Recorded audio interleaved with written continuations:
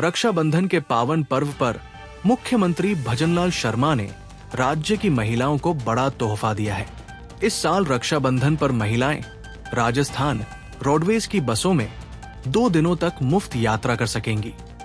सरकार के इस फैसले से बहनों को अपने भाइयों के घर तक पहुंचने में काफी सहूलियत मिलेगी और त्योहार की खुशियां दोगुनी हो जाएंगी। जयपुर में रविवार को आयोजित मुख्यमंत्री संग रक्षाबंधन आंगनबाड़ी बहनों का सम्मान कार्यक्रम में सीएम भजनलाल शर्मा ने इस तोहफे का ऐलान किया। उन्होंने कहा, इस पर्व पर हर बहन का मन करता है कि वो अपने भाई के घर जाए और रक्षाबंधन मनाए। राज्य सरकार ने फैसला किया है कि राखी के अवसर पर 2 दिन राजस्थान रोडवेज में महिलाओं को निःशुल्क यात्रा की सुविधा दी जाएगी।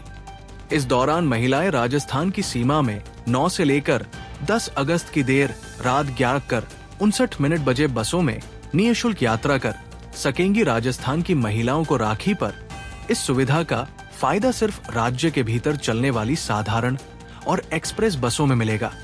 वही वातानुकूलित, वोल्वो और अखिल भारतीय अनुज्ञा पत्र वाली बसें इसमें शामिल नहीं होंगी। इस निःशुल्क सेवा के खर्च का पुनर्भरण राज्य सरकार की ओर से राजस्थान राज्य पथ परिवहन निगम को किया जाएगा।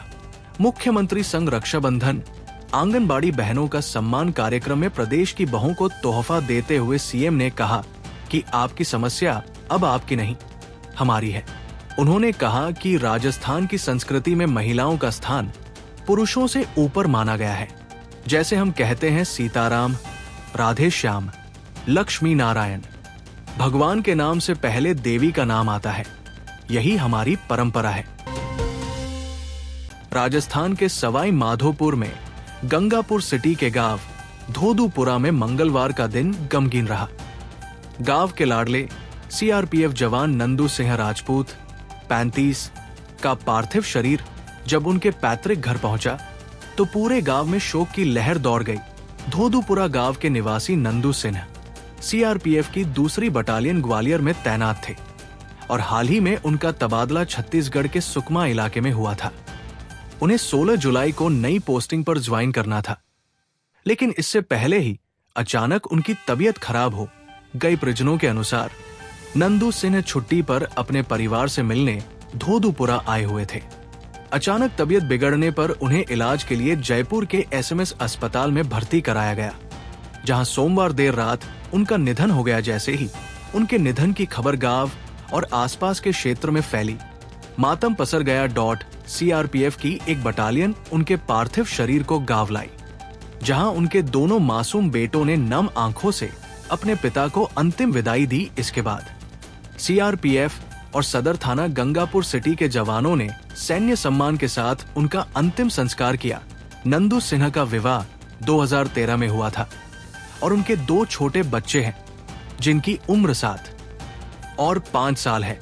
ग्रामीणों ने बताया कि परिवार की आर्थिक स्थिति भी बहुत अच्छी नहीं है। नंदू सिन्हा के पिता खेतीबाड़ी करते हैं और छोटा भाई मजदूरी करता है। जवान के शव के गांव पहुंचते ही परिजनों, रिश्तेदारों और ग्रामीणों का रो रो कर बुरा हाल था। राजस्थान की राजधानी जयपुर में स्थित शहीद स्मारक पर मंगलवार दोपहर एनएसयूआई ने छात्र संघ चुनाव बहाली को लेकर बड़ा प्रदर्शन किया, जिसमें राज्य के पूर्व डिप्टी सीएम सचिन पायलट भी शामिल हुए। इस अवसर पर सचिन पायलट ने राजनीतिक जीवन को लेकर बड़ा बयान दे दिया।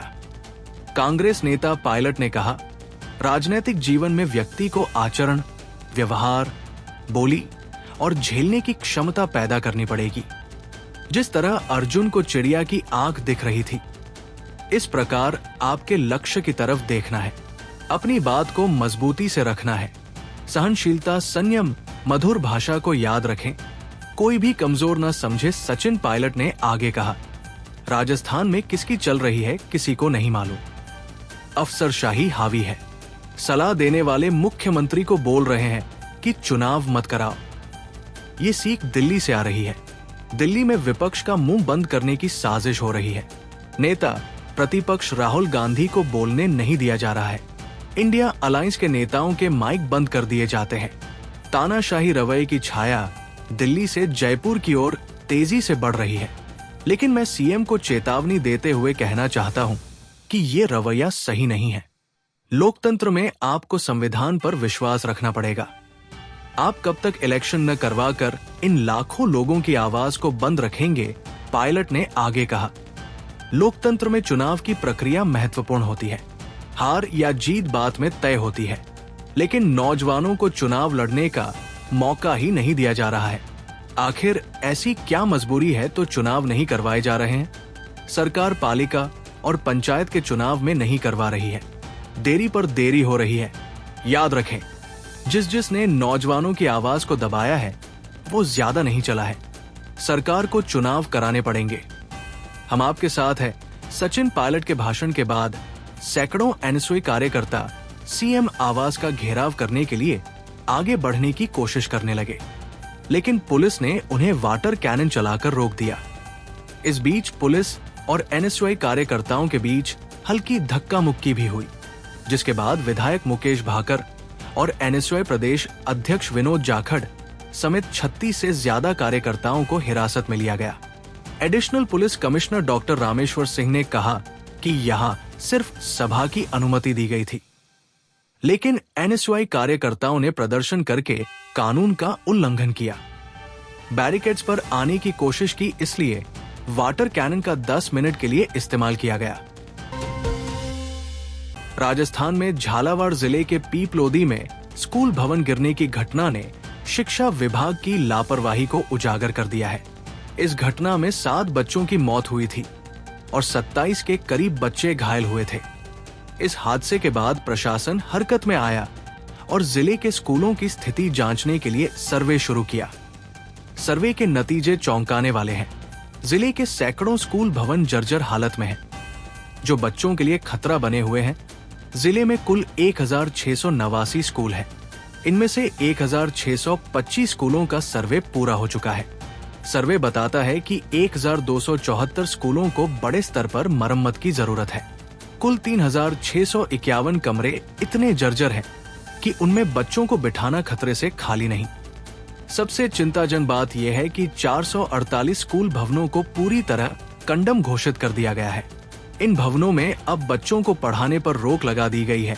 सर्वे कमेटी का अनुमान है कि जर्जर स्कूलों की मरम्मत के लिए 500 करोड़ रुपए चाहिए।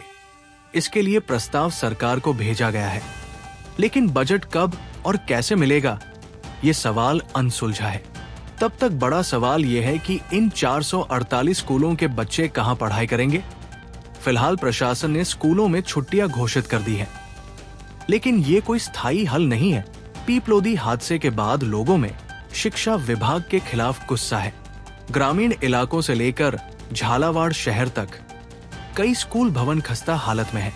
लोग कहते हैं कि नए स्कूल भवन बनने के बाद उनकी देखभाल की जिम्मेदारी कोई नहीं लेता। सरकारें बदलती रहीं, लेकिन स्कूलों की हालत बद से बदतर होती गई। सरकारी काम में बाधा डालने के आरोप में जेल में बंद नरेश मीणा की रिहाई की मांग तेज हो गई है। बुधवार को बूंदी में नरेश मीणा की रिहाई की मांग को लेकर मीणा समाज के लोगों ने जिला कलेक्टर पर प्रदर्शन किया। इस दौरान लोगों ने जल्द से जल्द नरेश मीणा की रिहाई की मांग करते हुए सरकार को चेतावनी दी कि अगर जल्द से जल्द नरेश मीणा रिहा नहीं किए गए तो पूरे प्रदेश भर में आंदोलन किया जाएगा। मीणा समाज ने कहा कि नरेश मीणा के समर्थन में सर्व समाज लगातार एकजुट होता जा रहा है।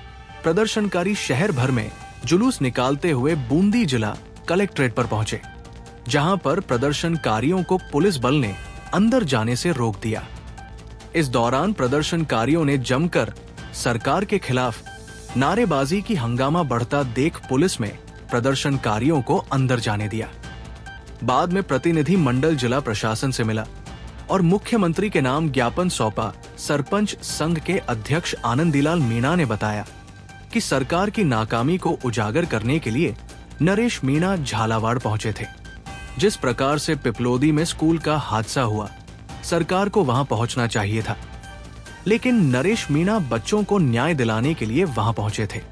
इस दौरान सरकार ने पुलिस बल का प्रयोग करते हुए नरेश मीणा को जेल में डाल दिया। हमारी मांग है कि पीड़ित बच्चों को 1-1 करोड़ रुपए का मुआवजा दिया जाए और दोषियों पर कार्रवाई की जाए। गिरफ्तार किए गए नरेश मीणा को जल्द से जल्द रिहाई की जाए। सरकार को हमने चेताया है, सरकार हमारी मांगों पर ध्यान नहीं देगी तो फिर प्रदेश में आंदोलन करेंगे। प्रदर्शन को देखते हुए बूंदी जिला कलेक्ट्रेट छावनी में तब्दील रहा। बता दें कि झालावाड़ में 26 जुलाई को पिपलोदी स्कूल हादसे में 7 बच्चों की मौत और 1 दर्जन से अधिक बच्चों के घायल होने पर नरेश मीणा झालावाड़ अस्पताल में धरने पर बैठ गए, जिसके बाद उन्हें अगले दिन सरकारी काम में बाधा डालने के आरोप में गिरफ्तार कर जेल भेज दिया गया। तब से वो न्यायिक हिरासत में जेल में बंद है। हाल ही में यूपी के ग्रेटर नोएडा से खबर आई थी कि एक शख्स की मां के अकाउंट में खरबों रुपए आया है। इसके बाद उस अकाउंट को सीज कर लिया गया। हालांकि इस गड़बड़ी के बारे में बैंक की ओर से किसी तरह की जानकारी नहीं दी जा रही है। वहीं उसी तरह का मामला बिहार के रहने वाले मजदूर के साथ हुआ है, जो राजस्थान के गंगापुर सिटी में कंस्ट्रक्शन के काम मजदूरी कर रहा है। उसके भी खाते में खरबों रुपए आ गए हैं, जिसकी वो गिनती भी नहीं कर पा रहा है। शख्स के अकाउंट जो दिख रहा है वो ये 10 01 35 60 00 00 00 00 00 50 01 00 23 56 00 00 00 28 844 अमाउंट है। इस अमाउंट में 37 डिजिट है। कुछ ऐसा ही अमाउंट ग्रेटर नोएडा के दीपक की मां के अकाउंट में भी आए थे। दोनों अकाउंट को लेकर बताया जा रहा है कि फ्रीज कर दिया गया है। आश्चर्य की बात यह है कि ये घटना कई लोगों के साथ हुई है। सोशल मीडिया पर कुछ वीडियो सामने आए हैं जिसमें इस तरह की वारदात कोटक महिंद्रा बैंक के अकाउंट के साथ देखी जा रही है। बताया जा रहा है कि टेनी माझी, जिसके खाते में इतने रुपए आए हैं, वो असल में बिहार के जमुई जिले का रहने वाला है। वो मजदूरी करने राजस्थान के गंगापुर सिटी पहुंचा है, जहां जिला चिकित्सालय के निर्माणाधीन बिल्डिंग में काम कर रहा है। वो करीब 20 दिनों से गंगापुर सिटी में है, जबकि टेनी माझी ने बताया कि उसके खाते में पैसे करीब 7 दिन पहले आए थे। इतना बड़ा अमाउंट देखकर वो हैरान रह गया। फिर उसने इस बात की जानकारी अपने गांव और अपने दोस्तों को भी दी। फिलहाल उसके अकाउंट से पैसे की निकासी नहीं हो पा रही है।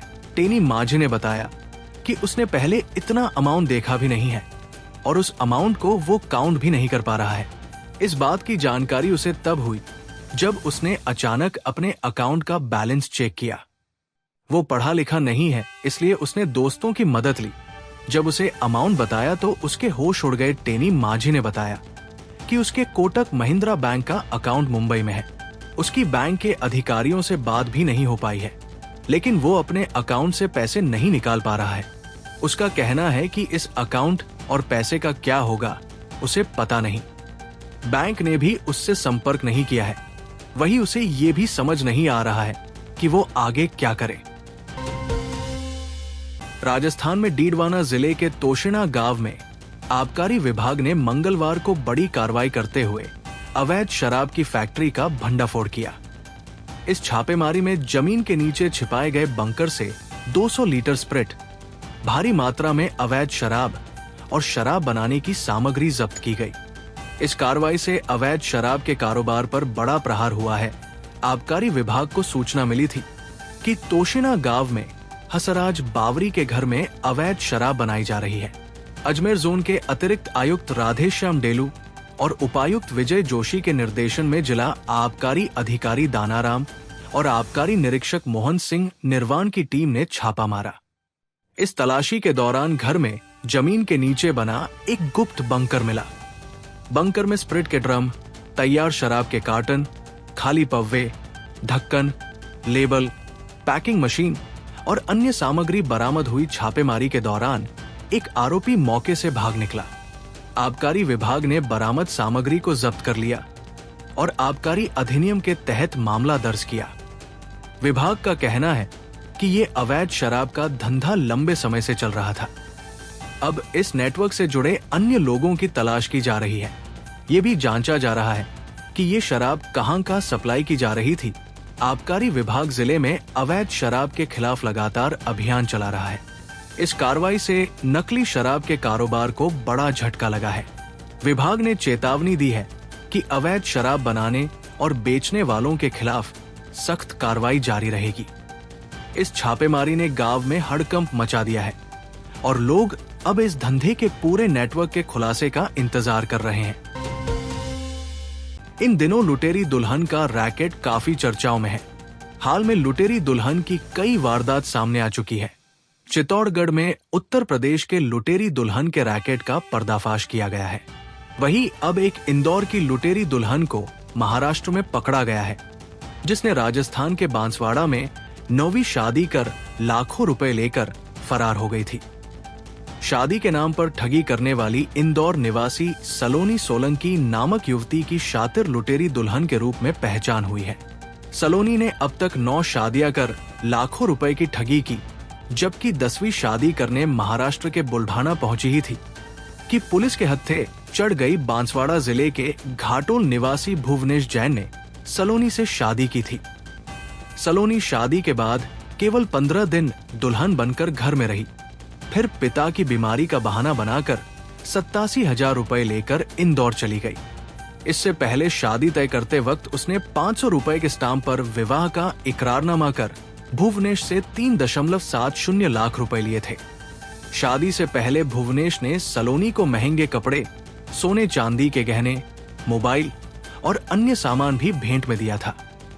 कुल मिलाकर सलोनी करीब 4 लाख रुपए का माल लेकर फरार हो गई। भुवनेश को शुरुआत में सलोनी फोन पर झूठे आश्वासन देकर टालती रही, लेकिन जब उसने शक के चलते पड़ताल की तो हैरान करने वाला सच सामने आया। पता चला कि सलोनी इससे पहले 2 युवकों से शादी कर चुकी थी और भुवनेश उसकी तीसरी शादी का शिकार बना। इसके बाद सलोनी ने सिर्फ 1 महीने में और 6 युवकों से विवाह रचाया, यानी एक के बाद एक 9 शादियां कर ठगी का खेल खेलती रही। सलोनी 1 अगस्त को महाराष्ट्र के बुल्ढाना में एक युवक से 10वीं शादी करने पहुंची, लेकिन पहले से सतर्क पुलिस ने उसे वही धर दबोचा। ये गिरफ्तारी भुवनेश सहित अन्य ठगे गए लोगों की शिकायतों के आधार पर हुई। भुवनेश ने बताया कि ये रिश्ता दलाल सरिता जैन के माध्यम से तय हुआ था। उसने सलोनी को सभ्य और संस्कारी लड़की के रूप में प्रस्तुत किया था। अब भुवनेश ने पुलिस अधीक्षक को ज्ञापन सौंपकर सलोनी और दलाल सरिता के खिलाफ सख्त कार्रवाई की मांग की है। राजस्थान के अलवर में एक भीषण सड़क हादसे में नेशनल प्लेयर की दर्दनाक मौत हो गई। अलवर शहर में 11 साल की नेशनल ताइक्वांडो प्लेयर तुलिका की रोड एक्सीडेंट में मौत हो गई। ये घटना तब हुई जब तुलिका अपनी मां के साथ बाजार जा रही थी, लेकिन इसी दौरान एक हादसा हुआ और तुलिका की जान चली गई। इस खबर के बाद परिवार में कोहराम मचा है। बताया जा रहा है कि नेशनल लेवल ताइक्वांडो खिलाड़ी तुलिका अपनी मां के साथ ई रिक्शा में सवार होकर बाजार की ओर जा रही थी। इसी दौरान एक तेज रफ्तार बाइक ने रिक्शा को जोरदार टक्कर मार दी, जिससे रिक्शा पलट गया और तुलिका सड़क पर गिर पड़ी। हादसे के दौरान तुलिका को सिर में गंभीर चोट आई थी। मौके पर मौजूद लोगों ने उसे तुरंत अस्पताल पहुंचाया, लेकिन ज्यादा खून बहने से डॉक्टर ने उसे मृत घोषित कर दिया। तुलिका एक होनहार खिलाड़ी थी, जिसने राष्ट्रीय स्तर तक ताइक्वांडो में भाग लिया था। वो अंतर्राष्ट्रीय मंच पर देश का नाम रोशन करने का सपना देख रही थी। स्थानीय व्यापारी संजय सैनी ने घटना को लेकर गहरी नाराजगी जताई। उन्होंने कहा, इतने छोटे बच्चों को भी अब सड़क पर सुरक्षित नहीं माना जा सकता। ट्रैफिक व्यवस्था पूरी तरह चरमरा चुकी है। न पुलिस मुस्तैद है और न ही वाहन चालक नियमों का पालन करते हैं। हादसे के बाद क्षेत्र में शोक और आक्रोश का माहौल है। लोगों ने पुलिस प्रशासन से सख्त कार्रवाई और ट्रैफिक व्यवस्था सुधारने की मांग की है। पुलिस ने मामला दर्ज कर लिया है और बाइक सवार की तलाश की जा रही है। वहीं खेल जगत में भी तुलिका की असमय मृत्यु से गहरा शोक है।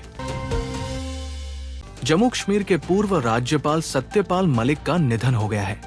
लंबी बीमारी के बाद मंगलवार दोपहर 1:12 पर दिल्ली के राम मनोहर लोहिया अस्पताल में उन्होंने अंतिम सांस ली। वो 79 वर्ष के थे।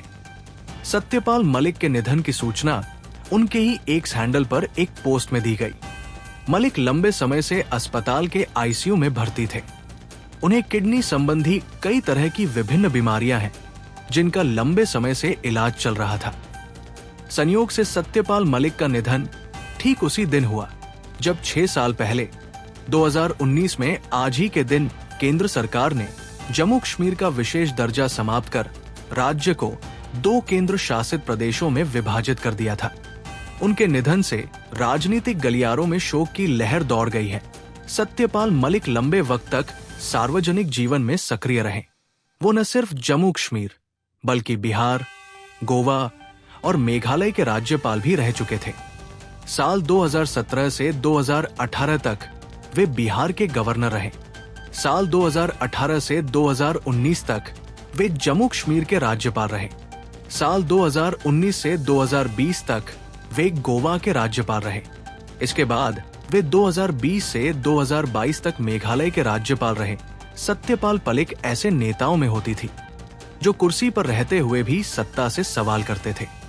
वे संविधान, किसानों और लोकतंत्र के प्रति अपनी प्रतिबद्धता को कभी नहीं भूले। सत्यपाल मलिक ने अपने एक इंटरव्यू में कहा था, मैंने कभी झूठ बोलकर पद नहीं बचाया। सच बोलने की आदत है, इसलिए अकेला हूं पुलवामा अटैक पर बयान। सत्यपाल मलिक ने दावा किया था कि अगर सरकार ने उनके कहे अनुसार जवानों को एयरलिफ्ट किया होता तो पुलवामा हमला टल सकता था। किसान आंदोलन। सत्यपाल मलिक ने केंद्र पर किसान हितों की अनदेखी का आरोप लगाया और कहा कि सरकार अगर किसानों की सुने बिना अड़ियल रवैया अपनाएगी तो उसका नुकसान होगा भ्रष्टाचार के आरोप। सत्यपाल मलिक ने राज्यपाल रहते हुए कुछ मंत्रालयों में भ्रष्टाचार की बात सार्वजनिक तौर पर उठाई थी। मलिक और भाजपा सरकार के बीच संबंधों में 2020 से 21 के आसपास खटास शुरू हो गई थी, जब जाट नेता ने रद्द किए जा चुके कृषि कानूनों के खिलाफ प्रदर्शन कर रहे किसानों का समर्थन किया था। उत्तर प्रदेश के बागपत से जाट नेता सत्यपाल मलिक ने एक छात्र नेता के रूप में अपनी राजनीतिक यात्रा शुरू की और 1974 में चौधरी चरण सिंह के भारतीय क्रांति दल के विधायक चुने गए। वो राज्यसभा सांसद और बाद में अलीगढ़ से जनता दल के लोकसभा सांसद रहे। बाद के वर्षों में वे कांग्रेस, लोकदल और फिर भारतीय जनता पार्टी में शामिल हो गए। 1980 से 1989 तक वे राज्यसभा सदस्य रहे। 1989 में वे अलीगढ़ से लोकसभा सांसद बने। रक्षाबंधन के पावन पर्व पर मुख्यमंत्री भजनलाल शर्मा ने राज्य की महिलाओं को बड़ा तोहफा दिया है। इस साल रक्षाबंधन पर महिलाएं राजस्थान रोडवेज की बसों में 2 दिनों तक मुफ्त यात्रा कर सकेंगी। सरकार के इस फैसले से बहनों को अपने भाइयों के घर तक पहुंचने में काफी सहूलियत मिलेगी और त्योहार की खुशियां दोगुनी हो जाएंगी। जयपुर में रविवार को आयोजित मुख्यमंत्री संग रक्षाबंधन आंगनबाड़ी बहनों का सम्मान कार्यक्रम में सीएम भजनलाल शर्मा ने इस तोहफे का ऐलान किया। उन्होंने कहा, इस पर्व पर हर बहन का मन करता है कि वो अपने भाई के घर जाए और रक्षाबंधन मनाए। राज्य सरकार ने फैसला किया है कि राखी के अवसर पर 2 दिन राजस्थान रोडवेज में महिलाओं को निःशुल्क यात्रा की सुविधा दी जाएगी।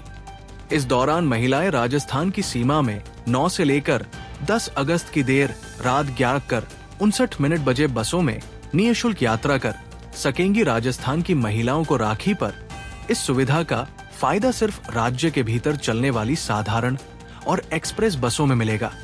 वही वातानुकूलित, वोल्वो और अखिल भारतीय अनुज्ञा पत्र वाली बसें इसमें शामिल नहीं होंगी।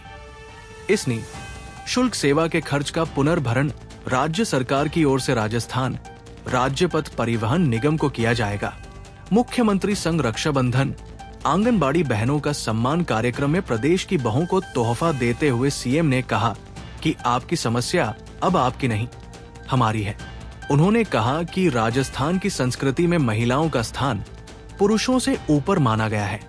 जैसे हम कहते हैं सीताराम, राधे श्याम, लक्ष्मी नारायण, भगवान के नाम से पहले देवी का नाम आता है।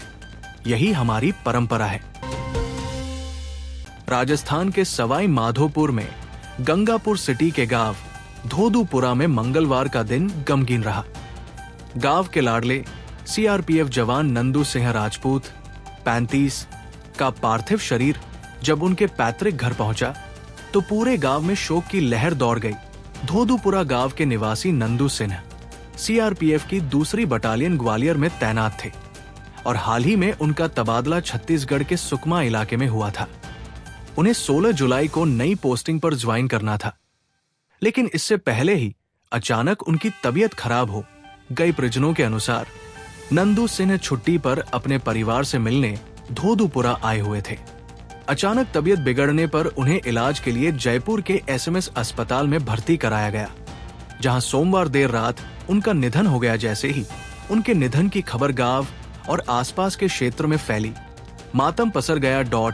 सीआरपीएफ की एक बटालियन उनके पार्थिव शरीर को गांव लाई, जहां उनके दोनों मासूम बेटों ने नम आंखों से अपने पिता को अंतिम विदाई दी। इसके बाद सीआरपीएफ और सदर थाना गंगापुर सिटी के जवानों ने सैन्य सम्मान के साथ उनका अंतिम संस्कार किया। नंदू सिन्हा का विवाह 2013 में हुआ था और उनके 2 छोटे बच्चे हैं, जिनकी उम्र 7 और 5 साल है। ग्रामीणों ने बताया कि परिवार की आर्थिक स्थिति भी बहुत अच्छी नहीं है। नंदू सिन्हा के पिता खेतीबाड़ी करते हैं और छोटा भाई मजदूरी करता है। जवान के शव के गांव पहुंचते ही परिजनों, रिश्तेदारों और ग्रामीणों का रो कर बुरा हाल था। राजस्थान की राजधानी जयपुर में स्थित शहीद स्मारक पर मंगलवार दोपहर एनएसयूआई ने छात्र संघ चुनाव बहाली को लेकर बड़ा प्रदर्शन किया, जिसमें राज्य के पूर्व डिप्टी सीएम सचिन पायलट भी शामिल हुए। इस अवसर पर सचिन पायलट ने राजनीतिक जीवन को लेकर बड़ा बयान दे दिया। कांग्रेस नेता पायलट ने कहा, राजनीतिक जीवन में व्यक्ति को आचरण, व्यवहार, बोली और झेलने की क्षमता पैदा करनी पड़ेगी। जिस तरह अर्जुन को चिड़िया की आंख दिख रही थी, इस प्रकार आपके लक्ष्य की तरफ देखना है, अपनी बात को मजबूती से रखना है, सहनशीलता, संयम, मधुर भाषा को याद रखें, कोई भी कमजोर न समझे। सचिन पायलट ने आगे कहा, राजस्थान में किसकी चल रही है किसी को नहीं मालूम, अफसरशाही हावी है। सलाह देने वाले मुख्यमंत्री को बोल रहे हैं कि चुनाव मत कराओ। ये सीख दिल्ली से आ रही है। दिल्ली में विपक्ष का मुंह बंद करने की साजिश हो रही है। नेता प्रतिपक्ष राहुल गांधी को बोलने नहीं दिया जा रहा है। इंडिया अलायंस के नेताओं के माइक बंद कर दिए जाते हैं। तानाशाही रवैये की छाया दिल्ली से जयपुर की ओर तेजी से बढ़ रही है। लेकिन मैं सीएम को चेतावनी देते हुए कहना चाहता हूं कि ये रवैया सही नहीं है। लोकतंत्र में आपको संविधान पर विश्वास रखना पड़ेगा। आप कब तक इलेक्शन न करवा कर इन लाखों लोगों की आवाज को बंद रखेंगे? पायलट ने आगे कहा, लोकतंत्र में चुनाव की प्रक्रिया महत्वपूर्ण होती है। हार या जीत बात में तय होती है, लेकिन नौजवानों को चुनाव लड़ने का मौका ही नहीं दिया जा रहा है। आखिर ऐसी क्या मजबूरी है तो चुनाव नहीं करवाए जा रहे हैं? सरकार पालिका और पंचायत के चुनाव में नहीं करवा रही है, देरी पर देरी हो रही है। याद रखें, जिसने नौजवानों की आवाज को दबाया है वो ज्यादा नहीं चला है। सरकार को चुनाव कराने पड़ेंगे। हम आपके साथ हैं। सचिन पायलट के भाषण के बाद सैकड़ों एनएसयूआई कार्यकर्ता सीएम आवास का घेराव करने के लिए आगे बढ़ने की कोशिश करने लगे, लेकिन पुलिस ने उन्हें वाटर कैनन चलाकर रोक दिया। इस बीच पुलिस और एनएसयूआई कार्यकर्ताओं के बीच हल्की धक्का मुक्की भी हुई, जिसके बाद विधायक मुकेश भाकर और एनएसयूआई प्रदेश अध्यक्ष विनोद जाखड़ समेत 36 से ज्यादा कार्यकर्ताओं को हिरासत में लिया गया। Additional police commissioner doctor Rameshwar Singh ने कहा कि यहां सिर्फ सभा की अनुमति दी गई थी, लेकिन एनएसयूआई कार्यकर्ताओं ने प्रदर्शन करके कानून का उल्लंघन किया। बैरिकेड्स पर आने की कोशिश की, इसलिए वाटर कैनन का 10 मिनट के लिए इस्तेमाल किया गया। राजस्थान में झालावाड़ जिले के पीपलोदी में स्कूल भवन गिरने की घटना ने शिक्षा विभाग की लापरवाही को उजागर कर दिया है। इस घटना में 7 बच्चों की मौत हुई थी और 27 के करीब बच्चे घायल हुए थे। इस हादसे के बाद प्रशासन हरकत में आया और जिले के स्कूलों की स्थिति जांचने के लिए सर्वे शुरू किया। सर्वे के नतीजे चौंकाने वाले हैं। जिले के सैकड़ों स्कूल भवन जर्जर हालत में हैं, जो बच्चों के लिए खतरा बने हुए हैं। जिले में कुल 1689 स्कूल हैं। इनमें से 1625 स्कूलों का सर्वे पूरा हो चुका है। सर्वे बताता है कि 1274 स्कूलों को बड़े स्तर पर मरम्मत की जरूरत है। कुल 3651 कमरे इतने जर्जर हैं कि उनमें बच्चों को बिठाना खतरे से खाली नहीं। सबसे चिंताजनक बात यह है कि 448 स्कूल भवनों को पूरी तरह कंडम घोषित कर दिया गया है। इन भवनों में अब बच्चों को पढ़ाने पर रोक लगा दी गई है। सर्वे कमेटी का अनुमान है कि जर्जर स्कूलों की मरम्मत के लिए 500 करोड़ रुपए चाहिए। इसके लिए प्रस्ताव सरकार को भेजा गया है, लेकिन बजट कब और कैसे मिलेगा, ये सवाल अनसुलझा है। तब तक बड़ा सवाल यह है कि इन 448 स्कूलों के बच्चे कहां पढ़ाई करेंगे। फिलहाल प्रशासन ने स्कूलों में छुट्टियां घोषित कर दी हैं, लेकिन ये कोई स्थायी हल नहीं है।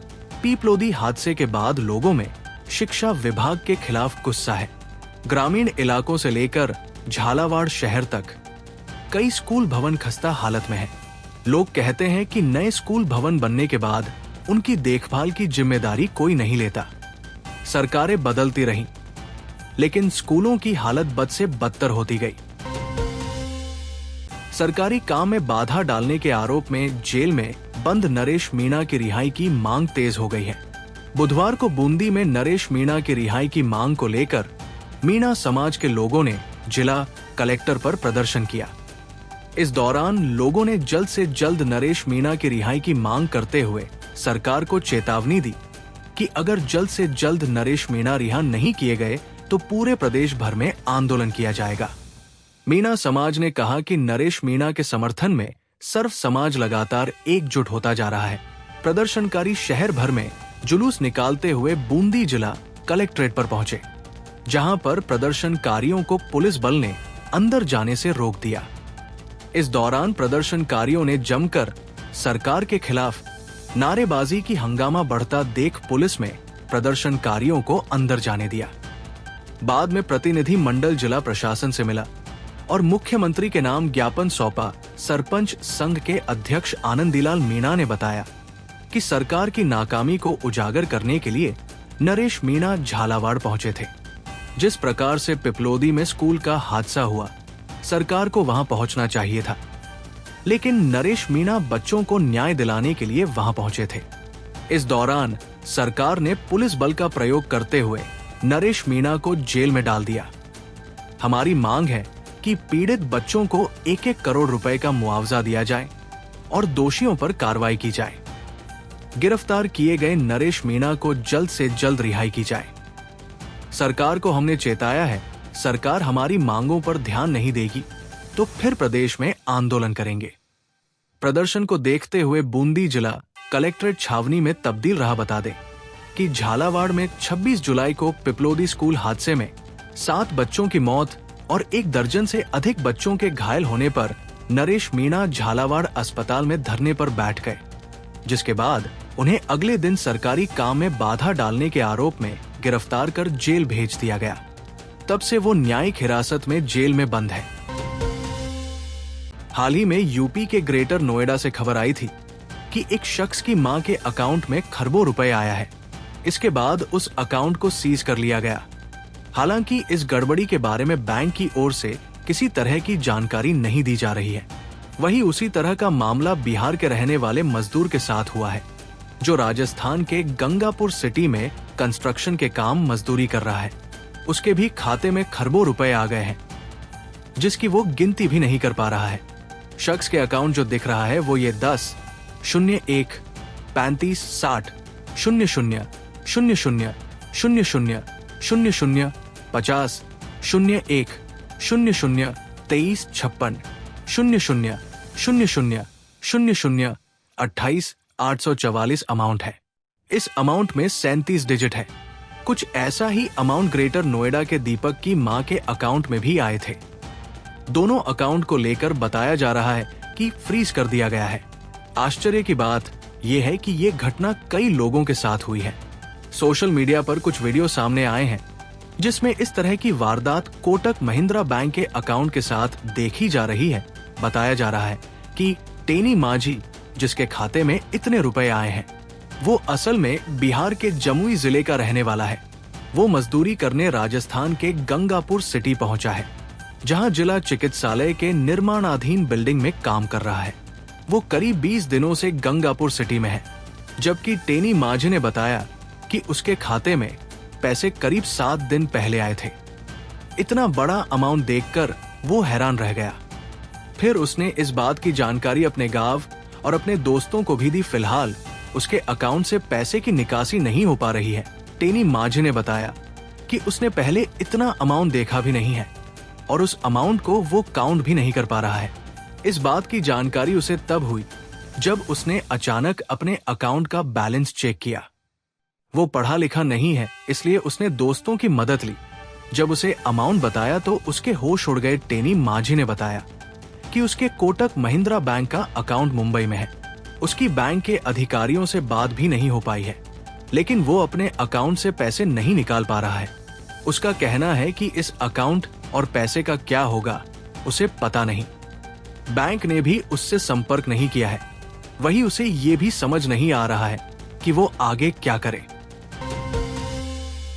राजस्थान में डीडवाना जिले के तोशिना गांव में आबकारी विभाग ने मंगलवार को बड़ी कार्रवाई करते हुए अवैध शराब की फैक्ट्री का भंडाफोड़ किया। इस छापेमारी में जमीन के नीचे छिपाए गए बंकर से 200 लीटर स्प्रिट, भारी मात्रा में अवैध शराब और शराब बनाने की सामग्री जब्त की गई। इस कार्रवाई से अवैध शराब के कारोबार पर बड़ा प्रहार हुआ है। आबकारी विभाग को सूचना मिली थी कि तोशिना गांव में हसराज बावरी के घर में अवैध शराब बनाई जा रही है। अजमेर जोन के अतिरिक्त आयुक्त राधेश्याम डेलू और उपायुक्त विजय जोशी के निर्देशन में जिला आबकारी अधिकारी दानाराम और आबकारी निरीक्षक मोहन सिंह निर्वाण की टीम ने छापा मारा। इस तलाशी के दौरान घर में जमीन के नीचे बना एक गुप्त बंकर मिला। बंकर में स्प्रिट के ड्रम, तैयार शराब के कार्टन, खाली पव्वे, ढक्कन, लेबल, पैकिंग मशीन और अन्य सामग्री बरामद हुई। छापेमारी के दौरान एक आरोपी मौके से भाग निकला। आबकारी विभाग ने बरामद सामग्री को जब्त कर लिया और आबकारी अधिनियम के तहत मामला दर्ज किया। विभाग का कहना है कि ये अवैध शराब का धंधा लंबे समय से चल रहा था। अब इस नेटवर्क से जुड़े अन्य लोगों की तलाश की जा रही है। ये भी जांचा जा रहा है कि ये शराब कहां का सप्लाई की जा रही थी। आबकारी विभाग जिले में अवैध शराब के खिलाफ लगातार अभियान चला रहा है।